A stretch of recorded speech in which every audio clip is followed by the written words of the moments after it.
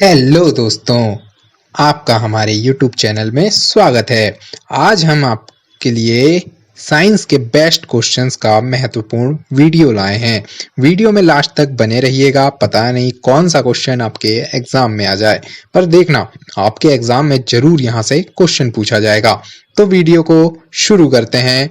इस वीडियो को लाइक करें, शेयर करें एंड सब्सक्राइब करें। आज का पहला क्वेश्चन क्या कहता है कि काले वस्त्रों के मुकाबले श्वेत वस्त्र शीतल क्यों होते हैं? बताइए, काले वस्त्रों के मुकाबले श्वेत वस्त्र जो हैं शीतल क्यों होते हैं? आपके ऑप्शन नंबर ए क्या कहता है कि अपने पास पहुंचने वाले सभी प्रकार के प्रकाश को अवशोषित करते हैं। उनके पास जो भी प्रकाश पहुंचता है वे क्या होता है? परावर्तित होता है। या फिर प्रकाश भेदन नहीं होने देते हैं।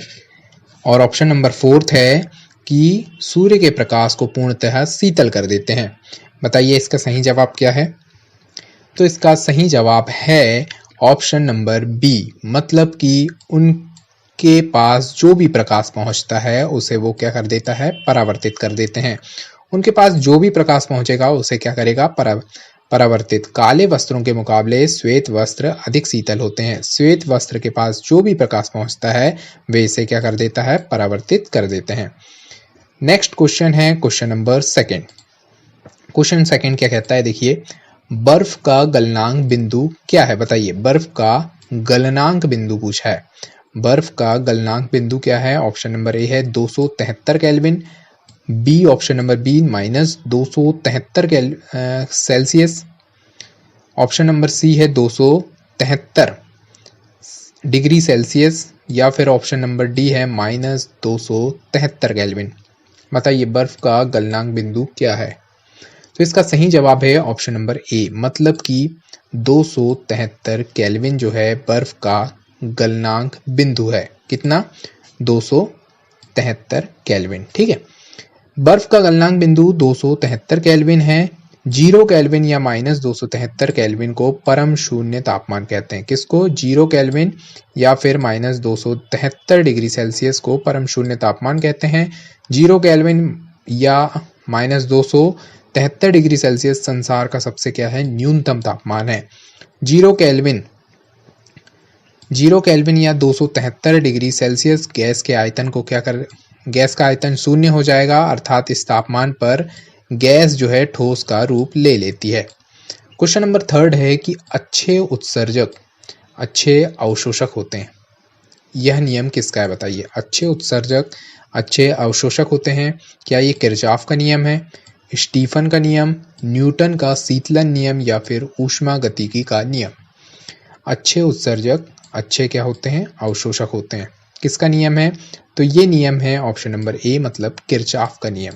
किसका नियम है ये? किरचॉफ का नियम। अच्छे उत्सर्जक अच्छे अवशोषक होते हैं। किरचॉफ के नियम के अनुसार लाल रंग की वस्तु गर्म होने पर कैसा हरा प्रकाश उत्सर्जित करेगी? अच्छे उत्सर्जक अच्छे अवशोषक होते हैं। यह नियम है किरचॉफ का। किरचॉफ का क्या नियम है कि अच्छे उत्सर्जक अच्छे अवशोषक होते हैं। क्वेश्चन नंबर फोर्थ है कि निम्न तापमापी इंजनों मतलब क्रायोजेनिक इंजन का अनुप्रयोग होता है। किसमें होता है? पनडुब्बी नोदन में, तुषार मुक्त प्रशीतकों में, रॉकेट प्रौद्योगिकी में, या फिर अतिचालकता विषयक अनुसंधानों में। किसमें निम्न तापमापी इंजनों का प्रयोग होता है? तो इसका सही जवाब है ऑप्शन नंबर सी, रॉकेट प्रौद्योगिकी में। रॉकेट प्रौद्योगिकी में निम्न तापमापी इंजनों यानी क्रायोजेनिक इंजन का क्या होता है? अनुप्रयोग होता है। निम्न तापमापी इंजनों का अनुप्रयोग होता है रॉकेट प्रौद्योगिकी में। कैलोरीमिति द्वारा पदार्थ की विशिष्ट ऊष्मा ज्ञात किया जाता है। क्वेश्चन नंबर फिफ्थ है कि पानी का त्रिगुणात्मक बिंदु यानी ट्रिपल पॉइंट क्या है? पानी का त्रिगुणात्मक बिंदु मतलब कि triple point 273.16 degree Celsius, 273.16 degree Fahrenheit, ठीक है, और 273.16 केल्विन या 273.16 आर। बताइए कौन सा है पानी का त्रिगुणात्मक बिंदु? तो इसका सही जवाब है ऑप्शन नंबर सी, मतलब कि 273.16 केल्विन। 273.16 केल्विन। पानी का गुणात्मक बिंदु कितना होता है? 273.16 केल्विन। 0.01 डिग्री सेल्सियस को भी पानी का क्या कहते हैं? Triple point. 0.01 डिग्री सेल्सियस, ठीक है, ये भी पानी का ट्रिपल पॉइंट कहलाता है। Next question, question number 6। 1 kilogram जल का तापमान 30 डिग्री सेल्सियस आप क्या कर रहे हैं? बढ़ा रहे हैं। 1 किलोग्राम जल का तापमान 30 डिग्री सेल्सियस बढ़ाकर 80 डिग्री सेल्सियस करने के लिए आवश्यक ऊष्मा है। 30 डिग्री सेल्सियस से 80 डिग्री सेल्सियस करने के लिए आवश्यक ऊष्मा कितनी होती है? 1 kilo calorie, 30 kilo calorie, 80 kilo calorie या फिर 50 किलो कैलोरी। 1 किलोग्राम जल का तापमान 30 डिग्री सेल्सियस से बढ़ाकर क्या कर रहे हैं आप? 80 डिग्री सेल्सियस। तो इसके लिए आवश्यक ऊष्मा होनी चाहिए आपकी 50 calorie, 50 kilo calorie. Option number D सही उत्तर है, 50 kilo calorie. Next question, question number 7। किसी विस्फोट के कारण समुद्र के तल पर बनने वाली लहरें कौन सी लहरें कहलाती हैं? किसी विस्फोट के कारण, ये समुद्र तल है, इस पर कोई विस्फोट अचानक हो जाता है तो उसके दौरान जो समुद्र में लहरें बनती हैं वो लहरें किस प्रकार की होती हैं? क्या वे अनुप्रस्थ होती हैं, अनुदैर्घ्य होती है? अनुप्रस्थ और अनुदैर्घ्य दोनों होती हैं या फिर स्थिर होती हैं? बताइए।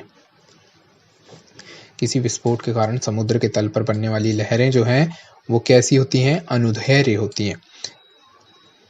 किसी विस्फोट के कारण समुद्र के तल पर बनने वाली लहरें कैसी होती हैं? अनुदैर्घ्य होती हैं।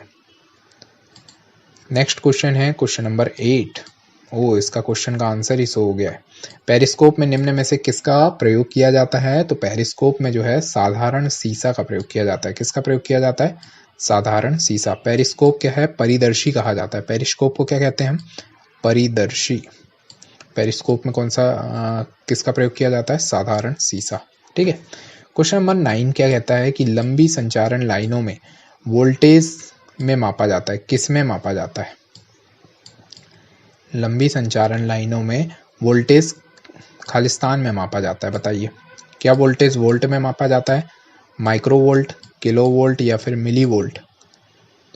लंबी संचारण लाइनों में वोल्टेज जो है ये किलो वोल्ट में मापा जाता है। किस में मापा जाता है? वोल्टेज जो है किलो वोल्ट में मापा जाता है। लंबी संचारण लाइनों में वोल्टेज किस में मापा जाता है? किलो वोल्ट में, ठीक है। नेक्स्ट क्वेश्चन है क्वेश्चन नंबर 10। संधारित्र कार्य करता है, बताइए। केवल एसी पर, केवल डीसी पर, एसी और डीसी दोनों पर, ना ही एसी पर और ना ही डीसी पर। संधारित्र किस में कार्य करता है? तो इसका सही जवाब है ऑप्शन नंबर सी, मतलब एसी और डीसी।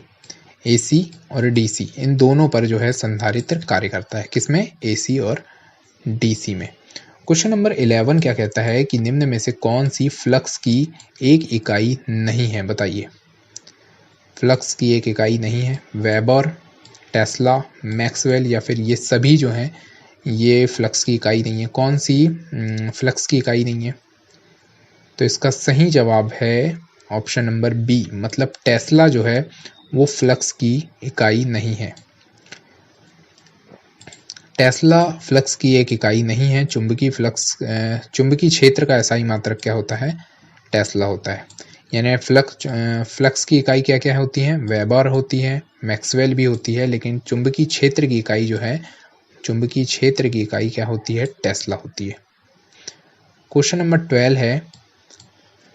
क्वेश्चन नंबर 12 क्या कहता है कि ठोस के कणों के संदर्भ में निम्न में से क्या सही है? ठोस के कणों के संदर्भ में निम्न में से क्या सही है? वे यादृच्छिक रूप से गतिशील होते हैं, उनके बीच बड़े अंतराल होते हैं, व्यवस्थित तरीके से विन्यासित होते हैं, उनमें न्यूनतम आकर्षण होता है। बताइए ठोस के कणों के संदर्भ में क्या सही है? आईएमपी क्वेश्चन है कि ठोस के कणों के संदर्भ में क्या सही है? तो इसका सही जवाब है ऑप्शन नंबर सी, मतलब व्यवस्थित तरीके से क्या कर होते हैं? विन्यासित होते हैं। ठोस के कण व्यवस्थित तरीके से क्या होते हैं? विन्यासित होते हैं एवं इनका गलनांक प्रायः क्या होता है? अधिक होता है। क्वेश्चन नंबर 13 है कि अम्लीय वर्षा होती है। अम्लीय वर्षा, ये क्वेश्चन इजी क्वेश्चन है। SO2 और NO2 के कारण क्या होती है? अम्लीय वर्षा होती है। SO2 और NO2 के कारण, यानी सल्फर डाइऑक्साइड और नाइट्रोजन डाइऑक्साइड, नाइट्रोजन ऑक्साइड के कारण क्या होती है? अम्लीय वर्षा होती है। क्वेश्चन नंबर 14 है, अभी तक वैज्ञानिकों द्वारा पदार्थ की कितनी अवस्थाएं तय की गई हैं? 2, 5, 4 या फिर 3? अभी तक वैज्ञानिकों द्वारा पदार्थ की कितनी अवस्थाएं तय की गई हैं? तो इसका सही जवाब है ऑप्शन नंबर बी, मतलब 5 अवस्थाएं। कौन कौन सी हैं वो 5 अवस्थाएं? अभी तक वैज्ञानिकों द्वारा पदार्थ की 5 अवस्थाएं तय की गई हैं, जिनमें ठोस, द्रव, गैस, प्लाज्मा और बोस-आइंस्टीन कंडेंसेट, ये 5वीं अवस्था है, बोस-आइंस्टीन जिसके नाम से जाना जाता है। क्वेश्चन नंबर 15 है, एक शुद्ध पदार्थ है, बताइए एक शुद्ध पदार्थ कौन सा है? क्या चीनी का घोल, मीथेन, दूध या फिर वायु? एक शुद्ध पदार्थ है, इन चारों में क्या एक शुद्ध पदार्थ है? तो इसका सही जवाब है ऑप्शन नंबर बी, मतलब मीथेन जो है वो है एक शुद्ध पदार्थ है। मीथेन क्या है? एक शुद्ध पदार्थ है। क्वेश्चन नंबर 16 है, एक यौगिक नहीं है। एक यौगिक नहीं है, क्या एक यौगिक नहीं है? क्या एक यौगिक नहीं है? Lead, chalk, hydrogen sulphide, sulphur dioxide, एक यौगिक क्या नहीं है बताइए? तो इसका सही जवाब है ऑप्शन नंबर ए, यानी लेड जो है एक यौगिक नहीं है। लेड क्या है? एक धातु है। लेड का संकेत क्या होता है बताइए? लेड एक धातु है। क्वेश्चन नंबर 17 है कि इनमें से कौन सा एक रासायनिक परिवर्तन है? मक्खन का खट्टा होना, कार्बन डाइऑक्साइड से सूखी बर्फ बनाना, एक प्लेटिनम तार का गर्म होना, लोहे का चुंबकीयकरण। बताइए कौन सा रासायनिक परिवर्तन है जिसे हम पुनः प्राप्त नहीं कर सकते? भौतिक परिवर्तन जिसे एक बार पुनः प्राप्त किया जा सकता है। तो इसका सही जवाब है ऑप्शन नंबर ए, यानी मक्खन का जो है खट्टा होना एक रासायनिक परिवर्तन है। वे परिवर्तन जिनसे नए पदार्थ बनते हैं रासायनिक परिवर्तन कहलाते हैं। जिनसे क्या करते हैं? नए पदार्थ बनते हैं, वे रासायनिक परिवर्तन कहलाते हैं। और जिन पदार्थों को पुनः प्राप्त किया जा सकता है बनाकर, वे भौतिक परिवर्तन कहलाते हैं। कौन से परिवर्तन कहलाते हैं? भौतिक परिवर्तन। ठीक है। नेक्स्ट क्वेश्चन, क्वेश्चन नंबर 18 है, नाभिक में उपस्थित होता है। नाभिक में क्या उपस्थित होते हैं बताइए? न्यूट्रॉन, प्रोटॉन, न्यूक्लियॉन या फिर इलेक्ट्रॉन। नाभिक में क्या उपस्थित होते हैं? नाभिक में जो है न्यूक्लियॉन उपस्थित होता है। क्या उपस्थित होता है? न्यूक्लियॉन। नाभिक में न्यूक्लियॉन उपस्थित होता है। नाभिक की खोज अर्नेस्ट रदरफोर्ड ने 1911 में किया था। परमाणु के नाभिक में प्रोटॉन और न्यूट्रॉन पाए जाते हैं। परमाणु के नाभिक में क्या पाए जाते हैं? प्रोटॉन और न्यूट्रॉन। और नाभिक में क्या उपस्थित होता है? तो वो है न्यूक्लियॉन। समभारिकों में की संख्या समान होती है। समभारिकों में किसकी संख्या समान होती है बताइए? आयन, नाभिक, इलेक्ट्रॉन या फिर प्रोटॉन। समभारिकों में किसकी संख्या समान होती है? समभारिकों में संख्या समान होती है, बताइए किसकी? तो इसका सही जवाब है ऑप्शन नंबर बी, मतलब नाभिक की संख्या जो है समान होती है। समभारिकों में नाभिकों की संख्या समान होती है। रेडियो सक्रिय तत्वों के कणों के उत्सर्जन में समभारिक बनते हैं। रेडियो सक्रिय तत्वों के कणों के उत्सर्जन से समभारिक बनते हैं। समभारिकों में नाभिक की संख्या समान होती है। क्वेश्चन नंबर 20 है कि वह रासायनिक बंधन कौन सा है जिसमें परमाणुओं के संयोजन से अणुओं का निर्माण होता है? नाभिकीय बल, लघु रेंज बल, विद्युत स्थैतिक बल या फिर गुरुत्वीय बल। वह रासायनिक बंधन कौन सा है जिसमें परमाणुओं के संयोजन से किसका निर्माण होता है? अणुओं का निर्माण होता है। वह नाभिकीय बंध कौन सा है? परमाणु के संयोजन से अणुओं का निर्माण होने वाला वो है विद्युत स्थैतिक बल। ऑप्शन नंबर सी, वह रासायनिक बंधन विद्युत स्थैतिक बल है जिसमें परमाणुओं के संयोजन से अणुओं का निर्माण होता है। नाभिकीय बल का परास बहुत कम, यानी 10 से 14 मीटर तक होता है। कितना होता है? 10 से 14 मीटर नाभिकीय बल का परास। वह रासायनिक बंधन कौन सा है? तो वह रासायनिक बंधन है विद्युत स्थैतिक बल, जिसमें परमाणुओं के संयोजन से अणुओं का निर्माण होता है। क्वेश्चन नंबर 21 क्या कहता है कि पादप के किस भाग द्वारा प्रकाश संश्लेषण हेतु वायु से कार्बन डाइऑक्साइड ली जाती है? पादप के किस भाग द्वारा प्रकाश संश्लेषण हेतु वायु से आप कार्बन डाइऑक्साइड लेते हैं? तो वो है, सही उत्तर क्या है? रंध्र। सही उत्तर क्या है? रंध्र। पत्ती की सतह पर उपस्थित सूक्ष्म रंध्रों द्वारा वायु में उपस्थिति कार्बन डाइऑक्साइड में प्रवेश करती। ये रंध्र कोशिकाओं द्वारा क्या होते हैं? घेरे होते हैं। क्वेश्चन नंबर 22 क्या कहता है? रेडियो सक्रियता का आविष्कार किसने किया था बताइए? रेडियो सक्रियता का आविष्कार किसने किया था? ऑप्शन ए है Max Planck, James Clerk Maxwell, Henry Becquerel या हिनरिच हर्ज।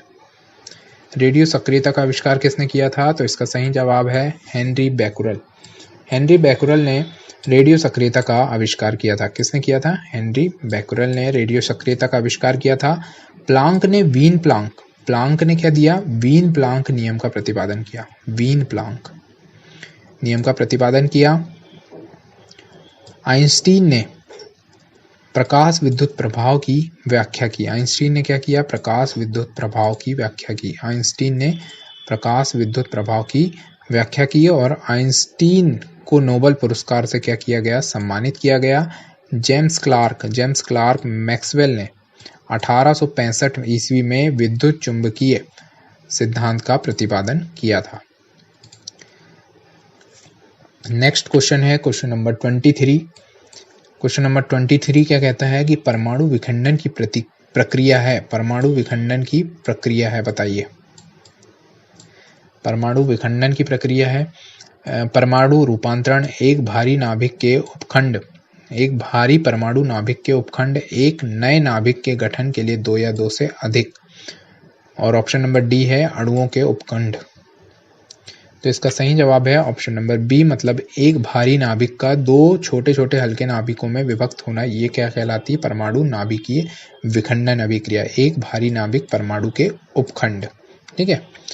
क्वेश्चन नंबर 24 क्या कहता है कि ऑक्सीकरण प्रतिक्रिया में निम्नलिखित में से क्या होता है? ऑक्सीकरण प्रतिक्रिया में निम्नलिखित में से क्या होता है? तो वो ऑप्शन ए है इलेक्ट्रॉन की वृद्धि होती है, इलेक्ट्रॉन में कमी होती है, प्रोटॉन की वृद्धि होती है या प्रोटॉन की कमी होती है। प्रोटॉन में कमी होती है। बताइए ऑक्सीकरण प्रतिक्रिया में निम्नलिखित में से क्या होता है? तो इसका सही जवाब है ऑप्शन नंबर बी, मतलब इलेक्ट्रॉन की कमी होती है। इलेक्ट्रॉन की क्या होती है? कमी होती है।